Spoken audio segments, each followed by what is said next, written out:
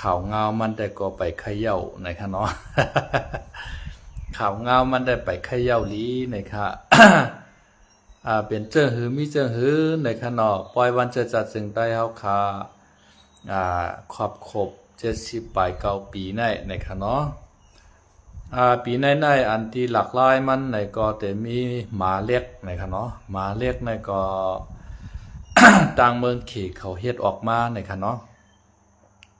เอามาเรียกในมาเรียนจอมก็ซื้อก็หารเฮาคานะครับเนาะก็หารโคลายเฮาคาค่ะเนาะก็ชื่อก็หารโคลายเฮาคาก็ปุ่งจามันก็ห้ำใครจือใจไว้ค่ะเนาะซื้อโคก็คึกเข้มค่ะเนาะลายเหห้ำใส่เหมือนจังหนังไว้ไม้ไว้ตอกปกจอมหูจอมตูค่ะเนาะแล้วก็ช่ำเอาฐานวินมอลำต้านายค่ะนะมันทำใครเรียบจือใจเรียบจ้าเรียบหายไว้ค่ะเนาะโดยปุ่งมันได้ค่ะนะกำได้ไหน เปิงพาหางเจอจัดจึงได้เอาคาปีในก็เป็นอันคึกเข้มในค่ะเนาะก้อยกาอันกองเครื่องใหญ่เครื่องลงได้ก็เอาออกมาเนกันค่ะเนาะแล้วก็พางหางซึกก็ให้จัดถือมันเตรียมยศเตรียมอันนั้นได้ก็ไปเปลี่ยนหนังเก่าค่ะเนาะก็เปิดว่าป้อเฮาคาได้จัดถือมันเตรียมยศ เตรียมทวนว่าเนี่ยจึงถูกใจมีช่ำอ่ำดีใจพึงอันเปิ้นว่านั่นขนาดนะ ถูกใจมีดีใจพึงกำไรไหน มันได้มีศึกมานมีหลากหลายค่ะเนาะก็ว่าเฮ้อ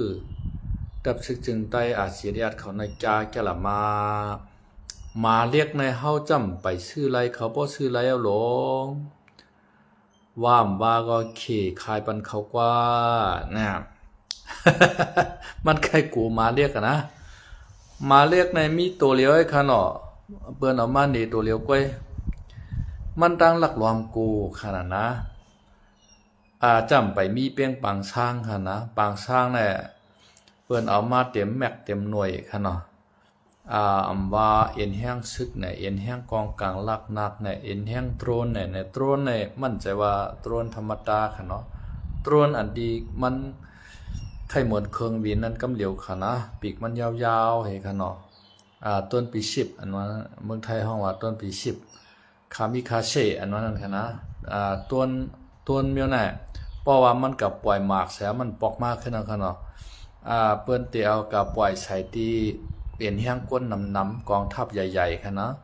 พอมันดำลงกว่าก็หมากของลูกก็แตกไว้ค่ะเนาะมันปอกมากขึ้นค่ะนะ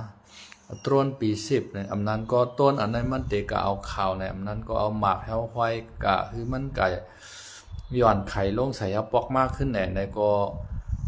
จางเป็นไรค่ะเนาะเฮาคักก็ป้อผู้เรื่องตรวนกาหือค่ะเนาะกำไน ตั้งปางช้างในเปิ้นมีตรวนปี10ค่ะเนาะซื้อมาตามเมืองเขย่อมกามีปลาเครื่องวินค่ะเนาะเปิ้นว่าตั้งปางช้างในมีปลาเครื่องวินเฮลิคอปเตอร์ในค่ะเนาะแล้วก็เจียมกาใหญ่กาเล็กค่ะเนาะกาหลงกาอ่อนเปิ้นมีครบหมดค่ะเนาะหมากก็ตาน้ำยาสีขาวๆกันนะเมื่อปล่อยครบ30 ปีเว้งปางช้างเปิ้นเอามาปะนี่เฮานั้นค่ะนะมาโซนี่เฮานั้นเปิ้นมีเตรียมทวนเตรียมช่ำนะค่ะเนาะแค่เปิ้นมีเตรียมทวนเดอเสลอยใต้แรงแทงเปิ้นมีเตรียมทวนเดอเสวันให้แทงค่ะนะก้อยกะมานเนี่ยอำบาหือค่ะเนาะอำบาหือแต่ว่าในใจมันแต่ก็ใครหลักรวมกูตั้งปากช้างองค์เก่าขนาดนะฮักตือลาค่ะมาเนี่ยนะกับในปีในอันที่ดับซึกจึงใต้อาคารเนกว่าน้ายในอันมาเล็กนั่นค่ะนะมาเล็กเปิ้นฮ้องว่าหุ่นยนต์เมืองไทยนี่กันนะค่ะว่ามันเปลี่ยนอันเตมันอยู่ค่ะว่าไหนเนาะมือกูปอกคานมือพี่กายพี่วันในคานในโทรศัพท์ค่ะเนาะเปิ้นเอามาเปิ้นแชร์ลงมานี่เฮาในมันมาหวานในคณะเปิ้นเอากะแตกตั้งมาเตะแล้วก็มาเตะในซ้ำเห่าติ๊กๆค่ะเนาะจอกมาก็ซ้ำเฮ็ดไรค่ะนะมาเรียกในคณะจ้องว่ามันมีเตะ ข้าอยู่ว่าเปิ้นตัดต่อเอาเปิ้นเฮ็ดเอาไว้ข้าอยู่ว่าไหนห้ามเป็นอันเตมันของเก่าขานะเอากองเอี่ยม16ของมัดกึกหลังเฮก็กว่าตั้งมือตั้งเต้งกับคณะเรียนกับจอมก็ซึกก็หารเฮาค่ะโคไลตีในผังหางซึกกันคันว่าอันไหน มานมินออนไลน์เฮาได้ปักตาไปตัวมาเรียกในเขาว่านะเขาโกนะ ไปโชค่าจะเช้าวัดกาค่ำคันเนาะทบกันในข้าวยามกลางวันคันเนาะ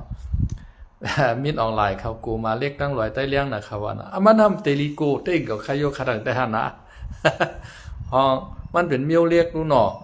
มันกูตายเขารู้นะเพราะเขากลัวดีหมดมันกว่าในไข่กว่าตั้งหลายกว่าอันมัดคือกองหลังมันก็โหลเน็กเน้นแหวก็ยืมกว่าฮันเดียวมันเหมือนกวนเขารู้เนาะพอคำยืมมาเตอตีย้ำมันแต่ก็มันกามันไปร่วมให้มันไปข้างในมันได้กว่าที่ค่ะมันเหมือนกวนเฮาน่ะเนาะกวนเฮาแต่ก็มันก็กูตายนั่นขนาดนะว่าเปิ้นยืมมาเสียงกองโป่งปังในหมังก็มันขี้ยานมันโกมันได้เรียนปลายเอาน่ะมาเรียกในได้มันหมากโกค่ะเนาะเสียงกวางก็ใครมอตั้งหลายมอเสียงหมากก็ใครมอตั้งหลายมอมันการเข้ากับติ๊กเอาค่ะนะแท้อินมาในทาดังได้บ่เป็นปางตึกกันมาในใจมาเรียกในเขาตึกในทาดิกาวเอาค่ะนะทาดิกาวมันหมอบก้านแห่งเขารู้ไหนมาเรียกไงนะ หมอบก้านของเขาก็กองหน้าของเขาก็ที่ทาดิกาวเต็งเอาลำตับที่ไหนกันนะงานนั้นนะอันว่านั้นเฮาคาแต่หันพี่น้องตาอ้างเขาพี่น้องปรองเทียนแนวเอกเขาเปิ้นเฮ็ดหยังค่ะก็น่าเฮ็ดป่วยวันเจอจัดปรองเขาขอยู่เนาะเปิ้นเอากาเตียงออกมาโชว์นั่นขนาดนั้นลอยเฮาได้มีจังไหนในใต้ชูได้มีเนี่ยพี่น้องลอยเฮาก็มาโชว์ในใต้เฮาของเขาค่ะเนาะใต้เฮาได้ก็ มีได้ไว้ให้กำนึงขนาดมาโชว์นี่มาเล็กตัวเล็กๆไงมีออนไลน์บ่กูขนาดนะ มาโชว์นี่มาเรียกตัวเล็กๆมีออนไลน์บ่กูนะว่าเขาคำมีการเตียงออกมาโชว์นี่มันได้ขนาดได้ ฮัดออกเฮือนเอาอยู่มีออนไลน์ได้กันนะนั่นน่ะย่อก็มีออนไลน์ว่าป้อคาไหลลองงำเย็นเต้ๆน่ะอย่าไปควักอินแห้งซึกในว่านะย่อก็ป้อเอาเอ็นแห้งซึกเอาห้องหาลองงำเย็นได้มันจังไรเนี่ยว่าให้คาเครื่องกองกลางลากนักเฮาตั้งปาร์ตี้การเมืองมาอุบกันในสภาในว่าป้อคาไหลลองงำเย็นเยี่ยงชานเย็นว่านั่นค่ะนะป้อรักความเอ็นความแห้งซึกเฮาแก้มไข่เอาลองงำเย็นในมันไล่ในว่าอังว่าได้ค่ะนะขณะองซานซูกีเขาเนี่ยมีซึกเนี่ยนะมีซึกในเปิ้นตั้งเฮ็ดซึกขนาดซึกปีที่เอียบเกิดขึ้นเป็นลายหมู่ลายจุ่มในเมืองมันพอจอดตัวกับเชงในมีจุ่มปองมันมีเจ็น3-4-5ปากในเปิ้นก็พร้อมกันยิบกองยิบกลางล้างนักตาเดมาต่อสู้เอาขึ้นลองน้ำเย็นขนาดนะก็เพื่อว่ามาในมันเกี่ยวลองน้ำเย็นขนาดวานเมืองในมันก็เย็นอยู่เย้าเลิกตังม่ามเป้องซานซูกีก็ยึดอาณาองซานซูกีเปียเทนในก็ก้นทุกหย่อมยาในเปิ้นก็ลุกยิบขึ้นต่อสู้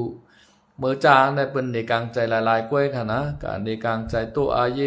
ยขึ้นกะจ้อมตาจ้อมตั้งจังได๋เอากองยื้อบนดิ้งหน้าขามลายเอาก็ไม่บ่เฮาที่เอาลอกลายดีลอกลายกัดลอกลายเย็นเฮาเปียสันตาในกลางใจในแต่มันไหลมาในว่าเปิ้นก็จำตั้งคางก็กะเข้าห่มคางจำตั้งย่างเอาเข้าห่มย่างเห็นในก็พึกพรการซึกเหี่ยวขึ้นมาลูกต่อสู้ขึ้นซึกมานั่นขนาดนะนะครับกำในเฮาข้ามเตกะว่างเคิงรักนักปันมาเนี่ยก็กะเอาเงี้ยงชาเยอันว่านั้นแต่ก็อย่าไปนวลผันค่ะนะ อย่าไปนวลผันเอาตัวเอาเมืองยูเครนก้วยค่ะนะตัวเอาเมืองยูเครนก้วยเมืองยูเครนในเมืองกูบอกมันมีนิวเคลียร์ค่ะเนาะมีหมากอนุมอยู่นิวเคลียร์นั่นค่ะนะ กำในมันถูกยาความเกี่ยวของรัสเซียเขาอเมริกันเขาค่ะเนาะเมืองยูเครนเนี่ยเป็นเมืองเล็กๆอ่อนเมืองนึงอย่าไปคือมันมีนิวเคลียร์ตอนตาเมืองนิวเคลียร์ที่วัดไพลอตเพนั่นเมืองอเมริกันที่ปุ่นพรเจ็ดเคกังปันในนิวเคลียร์ของยูเครนในโพดกว่าเมื่อเฮงเก้าปาก92ในห้ามฮู้ค่ะนะเมืองเขาในเมืองโซเวียตในรู้เร็วกว่าเมื่อเฮงเก้าปาก89ค่ะลูกนะเมื่อเฮงเก้าปาก92เนี่ยนะฮะมันอเมริกันเขารัสเซียเขาโฮมกันเฮาปดเป็นนิวเคลียร์ของยูเครนในค่ะนะ ยูเครนเนี่ยก็เลยเก่งใจเก่งกูรัสเซียมาตลอดค่ะต่อถึงรัสเซียพอมาถล่มเขาขึ้นในขณะช้างเชื่อว่ามันมีนิวเคลียร์ไว้ในกำมือมันบ่ไหนจริงมันตาเตรัสเซียเตมาตึกเอาเมืองมันยึดเอาเมืองมันก็รัสเซียในเต็มฮัดยื้อฮัดตึกขนาดก็เปิดว่าเพราะรัสเซียเขามาตึกเขามายื้อในมันเตเอานิวเคลียร์มันปล่อยใส่เมืองรัสเซียในก็เมืองรัสเซียในก็ควรตายอ่านโหเสียนขนาดย้อนเปิดว่ามันมีนิวเคลียร์นี่แหละรัสเซียก็มาตึกเมืองมันพอเลย3 ปี4 ปีเขามาแนวขนาดนะนั่นค่ะการจ่อเปิดนั้นเฮาอย่าไปยุ่มในค่ะเนาะการจ่อเปิดนั้นเฮาอย่าไปยุ่มอเมริกันก็จังมาจอยหังไรเต้ๆรู้ต่อแต่ว่า จอยเครื่องกองเครื่องกลางล่างงักเฮปันมาเฮส่งเงินส่งต้องมาจอยเฮให้ไหนก็นานก้อยหนาอเมริกันจำฮัดเอาเฮียงเข้ามาเอาเฮียงซึ่งเข้ามาในเมืองยูเครนเนี่ยมาห่มรวมปันเมืองยูเครนรู้นะนั่นก็เหมือนนั้นค่ะเผื่อถึงกับเมืองยูเครนยาปางตึกรัสเซียเขามายึดเมืองเขาเต้ๆน่ายในมีอเมริกันตัวไร เขามาจอยเอาเฮียงซึ่งให้เขามาจอยค่ะอันที่เขามาจอยนั้นได้มาจอยอยู่ส่งกองกลางลักนักมาว่ากำไรส่งเขานำตั้งกินมาว่าส่งเงินต้องมาว่าในได้ก็เขาส่งมาอยู่ก็กับอเมริกันซ้ำฮัดเอาเฮียงซึกมันเหี่ยมาจอยห่มรวมปันวันจึงมือมันประกาศไว้นั่นขนาดนะมันประกาศไว้มือนั้นใน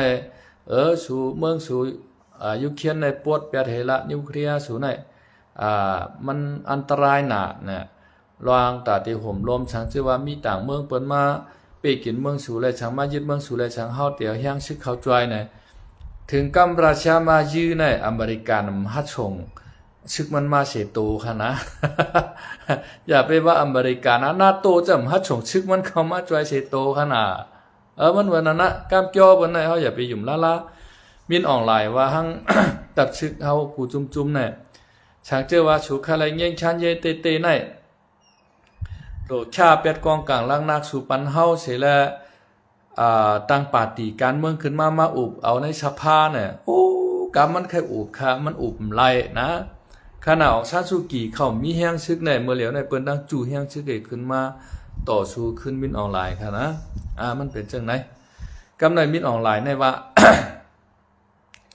SSPP เลยCSS ในจังโฮมกันเฮายื้อเฮาเนี่ยคาไข่มันโฮมเปใจ คาไข่มันโฮมเปใจช่างก้นหลงวันให้เฮาป่องจะลองการวันการเมืองดีๆแต่โล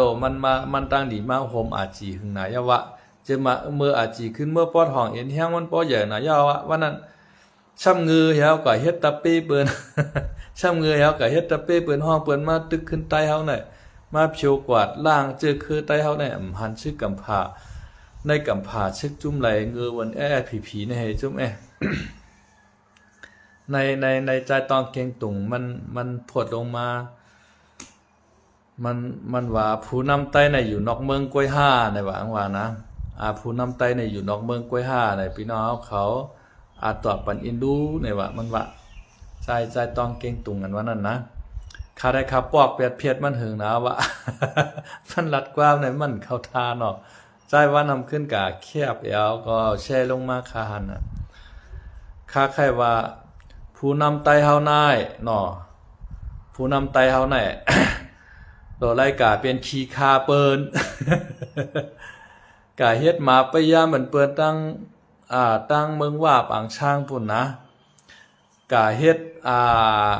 ดกวนเปิ่มอยามาบันเปิ้นกาเฮ็ดกวนเปิ่แกงคอเซนเตอร์บันเปิ้นคั่นเนาะกำลื่นเปิ้นมาเพียวแกงคอเซนเตอร์เนี่ยชึกหันไปย่าหม่อนเขาก็มกวยจ้อมแฮวหือละกำว่าดังมานมาเพียวมวยแกงคอเซนเตอร์ของ SSPP ว่ากำว่าดังมานมาโฮมกันเฮามาเพียวมวยโฮงยามา SSPP ว่าเห็นน่ะ เฮาช้ำเอามาเฮ็ดฉลาเฮาน่ะนะเจนจาด้วยแลในเจ็ดจุ่มปอดหองนั้นเฮาเป็นตะเป้เปิ้นก็รู้ FPNCG อันนั้นไผเป็นโหเป้ามันล่ะพี่น้องว่าเขาเป็นโหเป้าน่ะเอาว่าเห SSPP เหเมืองลาเหคางเหปลองเหยาแข่งเหโกกางเหเขาเจ็ดจุ่มน่ะ พี่น้องว่าปางช้างเขาเป็นโหเป้ามันน่ะ SSPP เนี่ยเป็นตะเป้เปิ้นนั่นน่ะ ศาลาทำขึ้นกับโฮมมาเนี่ยมาเพียวมวยห้องยามาของตะเป้มใจไหนแน่ ก็มาเพียวมวยห้องยามาเมืองใหญ่ว่ะก็มาเพียวมวยแกงคอเชนเตอร์ตังยานว่ะนะว่าแต่ตั้งมานโฮมกันเฮียเพียวมวยแกงคอเชนเตอร์ของพีว่าให้นำใจขนาดไหนอันนี้ทำว่าไว้ดีเฮาเนี่ยจำไปฮู้โนฮู้เนอฮู้ตัวเจ้าเก่าน่ะนะมันใจตองเก่งตุงอันว่าเนี่ยมันใครเชเนตัง ต่างศึกวัดจันไหนศึกโคไลค่ะนะยก็กวนออกไล่สดตามเมืองไทยเนี่ยมันก็เอาแค่พังฉันปลายเมืองเขาใจจอมให้ตั้งขาเขาใจคำลาวใจไหนค่ะเนาะตั้งใจชูเขาทางหลายๆก็แชร์ลงมาว่าผู้นำไต้ในอยู่เมืองไทยกวยห่าเนี่ยเนาะผู้นำไต้ในเฮ็ดขี่ขาว่าปางช้างใจต้องเก่งตุงไม่เคยฮู้ก็ ได้ตอบว่าใจต้องเก่งตุงเอ็นค่ะนะผู้นำไต้เฮาหวานให้ในเฮ็ดขี้ขาว่าปางช้างกำในพี่น้องว่าปางช้างเปิ้นขึ้นโฮมมาเนี่ยมาเพียวมวยมอเข้าชัวมอเข้าชัวมันเป็นอันละเนี่ยเป็นจุ่มแกงคอเซนเตอร์เขานั่นน่ะอันหลอกแหลนกินเงินปลอมเมพี่น้องคนเมืองใต้นั่นกะเงียบเอาหลวนยิ่งหลวนใจเปิ้นเฮกะเปียดว่าแต่ไรมีการมาเหตุการณ์จ้อมเฮาแลเดปันเดินกันนั่นกันนายเนี่ยพวกเขากับเพียวในมือเขาปันเจ้าหนังเขาว่าน่ะเอาป้อเป็นผู้ยิ่งนั่งชาวห้างดีๆก็เอากว่าเฮ็ดเมกาลีป้อเป็นผู้จ่ายก็จ่ายกว่าหลอกเรียนกินเงินเปิ้นเอาเฮ็ดเปลี่ยนเป้ช่วยอันนั้นนะกำหลอกเรียนป้อเมเปิ้นว่าลูกสูมามีในมือเฮาในอวะป้อชุมเอาเงินกันนั่นกันนายมาถดเอาได้ห้อมปล่อยเมื่อเป็นจังไหนเฮ็ดแน่กำไหนเงินในไหลมายาวเนี่ยจุ่มแข้งคอเซนเตอร์เขาก็เอาให้ครึ่งนึงยก็ทำเอากับปันพีเอาไว้ครึ่งนึงนั่นขนาดนะ เมียวแน่น่ะผู้นำไต้หวันให้ได้ออกวันให้แน่นะเฮ็ดขี้คาเปิ้นโกยขนาดเฮ็ดขี้คาเปิ้นกล้วย ก้าวในเมื่อจังหนังตั้งลาเชียวในก็พี่น้องนำปองเขาเปิ้นกะเกียรติเคกังของทรัพยากรแผ่นดินของเมืองไต้โกกลางเขาได้มาขุดเฮคุดคำของเจ้าไหนเปิ้นกับย่าฉันต้านในกลางใจเปิ้นยอบกว่าในพีจำฮัดกัดทวักคำออกมารู้นะเพราะว่าแต่เมืองใต้ปอดหองในนาตีเฮานะนาตีสูในเมื่อเลียวในเป็นหือพ้องนะผู้นำไต้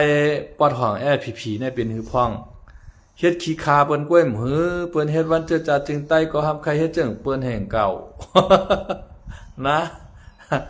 เปิ้นเฮ็ดวันเจอจ่าจึงไต้ก็ทำใครเฮ็ดจึงเปิ้นแห่งเก่าป้อแนมกับห้องเปิ้นต่าง ต่างเจอต่างจุ่มที่เปิ้นคลายเมืองใต้นั่นมาเป้กินคนเมืองใต้เฮ็ดให้คนเมืองใต้ไปกำในคายินโจมค่ะบินางยิงอ่อนเฮาค่ะเนาะที่ส่งตุ๊กตามาค่ะเนาะกำในคายินมาแทงอันใหม่ๆเมื่อว่าในค่ะเนาะมีพี่น้องเฮาขาตั้งปอดห้องเปิ้นป่องปันมาค่ะเนาะเมื่อเจ้าหนังในเวงหมู่เจในค่ะนะเวงหมู่เจเนี่ยตีเรียนอันไรเป่าอันไรห้ามตีอันไรเรียนอันไรอำไปมีเฮือนไหนเปิ้นถามว่าเจ้ามันเป็นไผค่ะนะถามเขเขามาหันในเปิ้นเอากำเหลียวค่ะนะเปิ้นเขามาอยู่ติ๊กๆในเมื่อวานในใต้กอขาวกอนึงปอดห้องเนี่ยโทรพงมาหาตั้งขาเฮาใจคำลาวค่ะเนาะ จะปีใจคำลาวตั้งเมืองหมู่เจเฮาในแต่เมื่อเหลียวในแต่จุ่มเขเขาในแต่กำพองก็ป้ากองป้ากลางให้มาเอาติ๊กๆก็ที่เฮือดที่เวียงอันไรเฮ็ดเฮือนไหนเขามาอยู่เช่าใส่ติ๊กๆก็มีไผจุ่มไหลฮัดมาคัดขวางเขาในว่าเมื่อเจ้าหนังชึกมานก็ฮัดมาเฮฮามเขาว่าไหนนะในเวงหมู่เจเนี่ยอันอุปเปิงไว้ในเวงหมู่เจเนี่ยเป็นมารขนาดนะมารในอุปเปิงไว้ในเวงหมู่เจก้อยน่ะมันแต่มีปีทุจิตเมียวมาเฮาจังได๋ค่ะเนาะในเวงหมู่เจในเวงหมู่เจในมันได้มีชึกอยู่หลายๆจุ่มอยู่เช่าไว้ค่ะนะเหมือนจังน่ะชึกปรองเขาแหน่โกกลางแหน่ชึกปีทุจิตแหน่ชึกมารแหน่ในหลายๆจุ่มอยู่ไว้ก้อยน่ะเมื่อเลียวในเขในแต่เป็นเขจุ่มไหลเฮาขาของฮู้นั่นก็เป็นเขโกกลางหือนั่นก็เป็นเขลงในเมืองเขนั่นออกมาเอาหือในแต้มฮู้ค่ะนะเป็นเขนะครับว่าไหนกำพองก็ป้ากองกลางล่างนาคแฮมาจี้เอาว่าอันไหนเฮาเอาไหนให้ไหนมาเฮ็ดเฮินใส่ติ๊กๆว่าไหนนะเชื่อหมดแล้วนะเอาลายเอาพี่นะเมืองใต้เฮาน่ะ กำในผู้นำไต้เฮาแอดผีคาลูสูว่าปอดหองนั่นเป็นนาทีสูว่ะนะอันเขเขามาเอากว่าแว้งเป็นแว้งเป็นแว้งน่ะกำพ้องในเปิ้นมีเฮือนไว้เอาแต่ว่าเปิ้นทำชื่อไว้แทงแว้งอันนึงค่ะเนาะเพราะว่ามือกูปอกในตั้งหมู่เจในตีลินมันขึ้นใหญ่ใหม่ชุงไงเป็นนาทีกะเดียนค่ะเนาะอันเปิ้นชื่อไว้ตีลินเป่าใช่น่ะเปิ้นป้อไรกะเฮ็ดเฮือนไว้ค่ะว่าบ่เหลียวไหนค่ะนะเฮือนเจ้าเก่าได้มียาวอันนึงค่ะนะอันที่เปิ้นชื่อไว้ลอกลินเป่านั่นป้อมกะเฮ็ดนั้นไว้แนมไลค่ะว่าบ่เหลียวไหนขี่เขามาเอาติ๊กๆเอาค่ะว่าไหนแนมใจหึงคณะเมื่อว่าในก้อยค่ะแต่ก็ข่าวตั้งเมืองหมู่เจบนเปิ้นป่องขามาในข่าวใจคำลาวในนะแอผีว่าโคลายในหรือลึกเมื่อปวดจ้าเนอในตาปงเกี่ยวจังไหนนะเป็นหือคาเมื่อเหลียวโคลายเมียเว้งหมู่เจเป็นหือแอผีอันเป็นปากเป็นเสียงก้นเมืองมอกะหืออาณาปลายกว้างสู่เจ้านั้นมีมอกะหืออาณาปลายกว้างสู่เจ้านั้นหรือให้เป้กินก้นเมืองนั่นฮัดกับเป้กินจุ่มเลยฮัดกว่าแข็งคอต่อจุ่มเลยฮัดแข็งคอต่อซึกปรองฮัดแข็งคอต่อซึกโกกังว่าแค่นไว้ไก่มานแค่นงี้ล้อมอันสูเป้กินให้เป้กินก้นวันก้นเมืองปู่กลางก้นก็มาเป็นใจจุ่มนั่นเป็นใจจุ่มแน่กับห้องก้นเมืองมาปอมาเจ็ดมาถามก็มากล่าวก้นเมืองยางไพ่ในหน้าซ้ำมองใต้ก้นหลงวันให้เหมือนจังไอต้องเก่งตุงวางนะเขาว่าเขาอยู่ในเมืองใต้เหตุต่อชูในไอไต้อ่อนก็ว่านั่นองตาเฉลุเฮาใน จุ่มเฮาแอดผีโคเขียวได้เฮาหักเมืองใต้เฮาอยู่ในเมืองใต้ต่อชูต่อชูเมื่อเร็วแน่ไล่สังพ้องเอาล่ะ จุ่มวันให้เขาอยู่ในเมืองใต้ต่อชูแน่ต่อชูกับจุ่มอะไรเลยให้เพียวมวยใต้เฮาหนังกันขึ้นเลยเอาลายนางดินปอมเมพี่น้องคนเมืองใต้เฮาขึ้นฮัดกะแข้งคอต่อจุ่มอะไรนะ มาได้ว่าแอผีและอาจีอันได้ติโฮมกันให้ตึกเฮานะว่ามินออนไลน์ลักลอมโกเนี่ยนะเพราะมันโฮมกันได้เฮาขาโจมแก่ค่ะก็แอผีมันช้ำเหงื่อมันฮัดโฮมมันฮัดโฮมมาได้เปิ้นทำลักเหลี่ยมนะมาได้เปิ้นโกเอ็นแห้งมันใหญ่ในห้องมันก็ทำใครอวดในเปิ้นจ้าในเปิ้นใครโชว์ในเปิ้นก็รู้เฮาขามาด้วยในเพจของลอยตึงค่ำนั่นนะทุ่งลอยตึงค่ำเนี่ยสันลอยตึงค่ำเนี่ยอยู่เนาะเพจอันนั้นมันเอาลงมาจุ่มโคมันโตของแอดผีตับเช็คคือต้วนเขาเช่นนั้นกำขี่ก้ากับตั้งนั้นว่าขี่ก้ากับตั้งในว่าบ่งฮาวได้จื้อจะเอาฮิกเอาหานนี่พอเมก้นเมืองก็อีกนะ ซึกในแก้มแก้ในเฮาใครอย่าไปด้วยเอาเมื่อมันเปียในพางซึกมีเหลียวก้อยเฮาโหลไรด้วยเมื่อมันต่อชูผู้เขียนนะเพราะว่ามันต่อชูผู้เขียนมันออกเป้ว่าในจึงอันนั้นไรว่าแก้เตี้ยโคมันใครเบิ่นหือเบิ่นตัวชื่ออยาแข่งเขาในเปิ้นนงโคคนหวานกวนเมืองให้กำพองจำได้ที่ช็อกตีนนะตื้นแคปตีนนะป้ากวางให้ยืมมาในมานกว่าเป็นตานะ ชื่ออยาแข่งนะชื่ออยาแข่งในนุ่งกวนปิดมาก่อลุงแฮตั้งตื้นตั้งแคปตีนองแฮป้ากวางป้ากางเฮาก็กว่ายี่มาเนี่ยมาเพียวมันเป็นตับนะซึกไตแก้มแก่นว่าในเฮาขยะเป็ดตัวเอามือมันขึ้นซึกแลปยาในพางหางหมอกันนั่นก้วยโดไล่ตัวมือมันยื้อกันดังผู้เขียนนะเพราะว่ามันเป้ผู้เขียนก็เลยว่ามันจะมันจะหนักซึกโคเขียวเนี่ยมันนำกับยื้อพายเลยยื้อปอเมก้นเมืองนะปอเมก้นเมืองยาตั้งทุกข่าซึกปลองซึกโกกลางเขามามัดกว่าเนี่ยกวน3-4ชิปเนี่ยจำฮัดกว่าทุกย้อนปล่อยมาปล่อยมาเลยป้อชมปล่อยมาเลยครับเด็กเขาตึกชัวในจำฮัดว่าห้างเปิ้นว่ามือโคลาอยู่หำว่าป้นเปลี่ยนนาทีหรือลึกมือป้อจ้าเนี่ยป้อเปลี่ยนเฮาต่อเฮาหนังกันเนี่ยมันนำหาได้แก่เมียไหนแก่คือเฮาหายนั่นนะมีก็เลียว่าคำว่าได้หันนะ มีก็เลียบอกสิวันให้เนี่ย อันลวดแน่มันหลีมลีในเฮาหลุเลยเหมือนตัวมือมันขึ้นลอยลงห้วยค่ะนะ ลวดของมันเข้มนะเฮ้ใหม่จักว่าในบ่ขี่กับป้อยกับล้านขี่กับจอมเบงเนี่ยเฮาหันลวดมันคือมาของเข้มหนาเนี่ยคือมันก็ขึ้นลอยด้วยก็ขึ้นเหมือนจังหนังลอยใต้เลี้ยงเขาลอยก่อวันลอยก่อเมืองเขาจังได๋เพราะว่ามันกว่าอะไรมาฮอดว่าเนี่ยจึงเลยว่าลวดมันแก่ลวดมันแห้งเลยค่ะนะอันนั้นลอยจันจากหน้าผากขึ้นกันนะเพราะว่ากว่าให้เอาก้านลอยได้มันเป็นลายลูกเอากับเขาอู่ฮะนะลูกก็ไม่ชวมไม่เปลี่ยนเครื่องดังในมันก็อันนี้ก็เหมือนนั้นค่ะชึกใต้เฮาแก้มแก้ก็ด้วยเอามือมันเกียดเขกังมันปอมไปก้นเมืองด้วยชึกปลองเขาเปิ้นแก้มแก้ในขนาดชึกค้างในมาอยู่เมืองใต้เฮาในปียาวข้าวหึงมีชึกจุ่มเลยฮัดตึบขางออกเมืองใต้ไรค่ะนะเจเมื่อปานเจ้าคนฉาขางเขาในมาอยู่ตั้งหมู่เจนำคำนำพักกามาอยู่ตั้งกดขายด้วยเนี่ยตามเมืองแง่ว่าเมืองจีว่าเจ้าเนี่ยขางเอามาติตั้งตับในค่ะนะมีชึกจุ่มเลยฮัดดึบขางออกอันฮัดดึบขางออกในปรองนะปรองเขากูกลางเขาเนี่ยปรองวางขางว่าเหือชูมีเมืองรู้เมืองใต้ปอดหองในเขาจะยื้อเลยมาตีมาเนาะน่ะออกควายเนี่ยยอกตำกันตีมวยกันได้เนี่ยน่ะอันนั้นเลยว่าเขาแก้เตะเขาฮัดเตะผีในรู้จ่องทำฮัดให้นั่นแน่เมืองใต้เขาในห้อมอะไรกันลักเอาเมืองไผ่มารู้นะห้อมอะไรกันลักเอาตีมานมาอะไรกันลักเอาตีปลอมตีเคตีว่ามาเมืองใต้เขาเนี่ยมันมีไหวอยู่ห้างมันวะ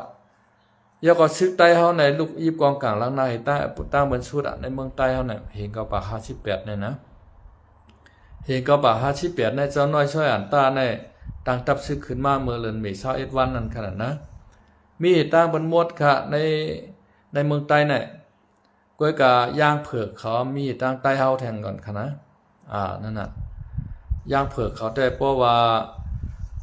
ปืนเผาเมืองมันโดนเลี้ยวก้อนคอเนี่ยก็เขายื้อมันตั้งบนชุดน่ะย่างเผือกเขียนอยู่ในค่ะนะก้อยกะเพราะเอาในเมืองใต้วันเนี่ยชึกใต้เฮาเนี่ยตั้งตับชึกมันตั้งเปิ้นหมดตั้งไม้ตั้งปรองตั้งไม้ตั้งว่าทั้งก่อนนะชึกใต้โคเขียวฉ่ำว่าล่ะเฮาตั้งตับชึกมันตั้งสูหมดได้สูออกกว่าในเมืองใต้เฮาเนี่ยก้อยกะเฮาทำใจดีน่ะป่นน่ะเขาเป็นกวนในเมืองใต้เฮาหลวงพอเฮาหรือพอเฮาเปียเฮาได้ก็อยู่กะลายเนี่ยไอ้ไต้หวันแกว่านะเปิ้นแต่อยู่ติ๊ๆในเมืองใต้เฮาตามเมื่อใจแต่อยู่นั่นเมียเว้อมื้อเลียวนะเปิ้นเอากว่าหมดเว้อเมื่อตึกอันหนาเปิ้นเมื่อตึกเก่งโกเปิ้นเปิ้นเนี่ยอันหนาเมื่อเจ้าพี่น้องว่าพี่น้องปลองเอาพอเอาหรือพอเฮาได้อยู่ก็แล้วอยู่ก็แล้วแต่เมืองใต้ในเปิ้นได้เอาหมดยาวตาพังโหเมื่อบ่มีน่ะนะบ่มีวานให้ก็กึดเอาลองอ่องอินวานให้แววว่าตั้งเหนือก็ปรองหิบลงมาเอาเหเจ๋งห้องวันออกก็โกกลางหิบลงมาทางเหผายตั้งออกก็ว่าเขาหิบเขามาทางเหเนี่ยมานำขึ้นมาพืชเราที่อยู่โคราชนะโคเขียวเนี่ยมาเอาตั้งหลอกจอกอ่างต้อว่าไล่ค้าเมืองกึ่งว่าเป็นนาทีโคราชหมดน่ะที่ไหนมันมีที่อยู่น่ะคำนี้มาพืชเราที่อยู่โคราชห้ามก็ไม่นะที่อยู่มันจะนั้นได้เปิ้นเอาหมดเอานาห้ามว่าเขาเป็นเจ้าคือในเมืองใต้หนังกันกล้วยหลงว่าเขาดึบเขาไปเขาเดียอยู่กันเปิ้นได้เอาที่อยู่เมื่อดิกๆเอานานะเมื่อเดี๋ยวมีที่ฟังโฮเมื่อก่อนค่ะไม่ชุ่งค่ะเนาะวันเหมือนไหนก็มีหมกกันนายค่ะเนาะพอมีข่าวยามตั้งนาไกลมายากันเที่ยงนะครับไม่ชุ่งค่ะเนาะไม่ชุ่งค่ะ